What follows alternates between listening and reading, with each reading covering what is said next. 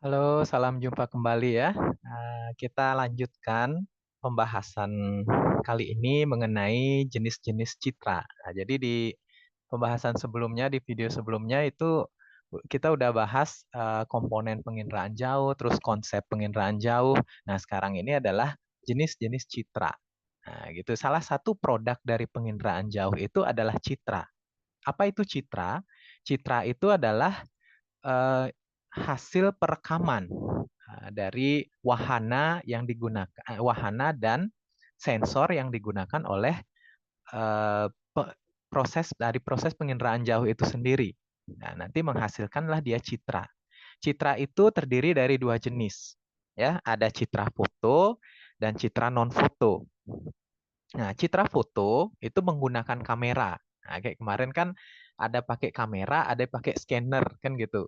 Nah, yang menggunakan kamera itu menghasilkan citra foto, sedangkan yang menggunakan scanner itu menghasilkan citra non foto. Nah, ini bedanya ya. Dan citra foto itu menggunakan spektrum yang tampak mata. Nah, yang mana? Oh, masih ingat nggak spektrum tampak mata? Ya, spektrum tampak mata adalah spektrum Himejiko Hibiniu. Nah, gitu. Jadi warna pelangi itu ya. Jadi kalau yang tidak tampak mata berarti di luar Mejiko Hibiniu itu. Ya kita nggak tahu warnanya apa ya karena ya nggak tampak mata gitu. Kalau citra non foto, nah ini sensornya bukan kamera, eh, penyiaman kan gitu. Jadi menggunakan scanning. Nah, kemudian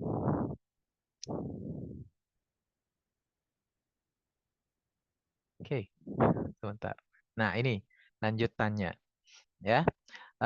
Ini adalah beberapa contoh jenis foto udara. Ya, ini yang pertama adalah foto ultraviolet. Ini foto udara, kita bahas foto udara berdasarkan spektrum elektromagnetik dulu. Yang pertama ada foto ultraviolet. Jadi menggunakan sinar matahari sebagai mediumnya, salah satu mediumnya, ya dengan panjang gelombang sekian. Nah, ini cocok digunakan untuk interpretasi kasus pencemaran air akibat timpahan minyak. Ya, tumpahan minyak di laut gitu, di danau atau di perairan lainnya, menggunakan foto ultraviolet ini, nah, ini lebih mudah diinterpretasi. Ya, karena nanti akan kelihatan di sini. Nah, kayak misalnya seperti ini wilayah perairan, kalau dia ada tumpahan minyak itu akan kelihatan. Sama kayak kita melihat minyak di atas air itu terus kita bawa ke bawah sinar matahari. Nah, itu kayak gitu. Ya. Kemudian yang kedua ada masih berdasarkan spektrum elektromagnetik, ada foto pankromatik hitam putih namanya. Kenapa hitam putih? Ya, karena warnanya monokrom, gitu ya, hanya hitam dan putih saja. Ini kenampakan objeknya lebih jelas. Namun kelemahannya ya tadi dari warna hitam putih itu. Jadi kita nggak bisa menginterpretasi lebih detail lagi atau lebih pasti lagi akibat warna objeknya hanya hitam dan putih. Selanjutnya ada ya masih di spektrum elektromagnetik ya. Ini ya foto pankromatik berwarna. Nah, ini ada pengembangan lagi dari hitam putih jadi berwarna. Nah, kenampakan objek itu semakin jelas karena ada perbedaan-perbedaan warna di situ. Oke. Selanjutnya ada foto ortokromatik. Nah, dengan panjang gelombang sekian, ya. Ini terutama spektrum tampaknya itu adalah warna biru dan warna hijau. Nah, jadi lebih mengutamakan objek yang ditangkap dengan warna biru dan hijau. Makanya kalau di objek muka bumi itu ada vegetasi hutan ataupun itu belukar dan sebagainya yang warna hijau dan perairan yang memang identik ada warna hijaunya dan birunya gitu ya. Nah, makanya foto ortokromatik ini lebih cocok untuk menginterpretasi atau survei pantai dan vegetasi. Ya, misalnya di suatu tempat seberapa luas hutannya. Nah, inilah cocok untuk menginterpretasi vegetasi hutan, kemudian berapa luasan danau yang seperti itu ya. Apa yang terjadi di suatu pantai atau laut. Nah, inilah yang cocoknya digunakan untuk menginterpretasi fenomena tersebut. Kemudian ada foto inframerah hitam putih. Nah, jadi hitam putih pada dasarnya, tetapi ada unsur merahnya gitu yang karena ada infrarednya gitu, inframerah ya.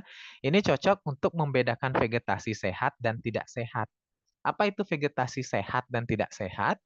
Ya, sehat itu bisa dilihat dari kualitas sama kuantitasnya. Nah, gitu kan. Kuantitas ya jumlahnya apakah itu merata dan baik dari sisi kuantitas jumlah. Kalau dari sisi kualitas, nah, bisa dilihat dari misalnya hijau daunnya atau warna daunnya, jumlah batangnya dan sebagainya. Nah, itu bisa diinterpretasi dengan foto udara inframerah hitam putih. Nah, selanjutnya ada foto udara berdasarkan spektrum elektromagnetik juga. Nah, ini inframerah berwarna. Nah, jadi sama sebenarnya dengan tadi ya. Ini fokusnya adalah inframerahnya. Nah, jadi ini lebih mudah. Ini pengembangan dari hitam putih tadi. Ya, jadi inframerah yang berwarna ini memudahkan kita untuk menginterpretasi objek-objek yang direkam melalui penginderaan jauh. Nah, kemudian ada foto multispektral. Nah, ini istilahnya foto jamak, ya. Jadi menggunakan banyak spektrum. Misalnya ada biru, hijau, merah, inframerah. Nah, multispektral ini digunakan untuk mempercepat proses identifikasi spasial. Ya, misalnya inginnya cepat gitu. Misalnya suatu daerah terkena bencana, kita ingin cepat menginterpretasi bagaimana kondisi daerah tersebut. Ya, digunakanlah foto yang multispektral, foto udara dengan multispektral. Hasilnya itu kan banyak, jadi lebih cepat menginterpretasi karena setiap spektral itu spektrum atau spektral tadi itu memiliki keunggulan dan kelemahannya masing-masing. Jadi kalau sekalian menggunakan multispektral, kita bisa mendapatkan data yang lebih cepat. Nah, gitu maksudnya dari yang multispektral. Ya. Kemudian jenis foto udara berdasarkan sumbu kamera. Nah, ini ada 3. Ya. Ada yang vertikal, condong, dan sangat condong. Kalau vertikal ya berarti tegak lurus terhadap muka bumi. Nah, kayak gini contohnya. Ya. Nah, ini. Kalau yang condong ya menyudut terhadap garis, ya mohon maaf nih salah ketik, garis tegak lurus muka bumi. Ya, kayak gini mungkin hasilnya kurang lebih. Ya. Kalau yang terlihat cakrawala, nah itu namanya foto yang sangat condong. Nah, kayak gini hasilnya. Cakrawalanya kelihatan nih yang ini. Mungkin adik-adik udah tahu ya, cakrawala itu apa. Jadi lengkungan bumi itu yang kita lihat dari jarak jauh. Kayak kalau kita ke pantai itu kan cakrawalanya kelihatan. Nah, gitu. Ya. Nah, ini berdasarkan sumbu kamera.